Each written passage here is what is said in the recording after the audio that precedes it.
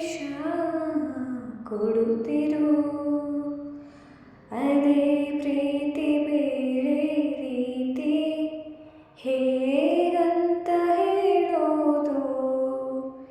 ಇಡೀ ರಾತ್ರಿ ಕಳೆದೆ ನಿನ್ನ ಬೆಳಕಿಗೆ ಕಾದು,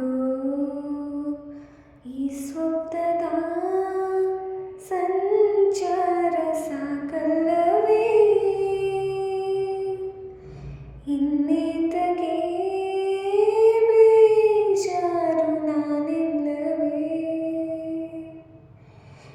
ಏನೆಂದು ಹೆಸರಿಡಲಿ ಈ ಚಂದ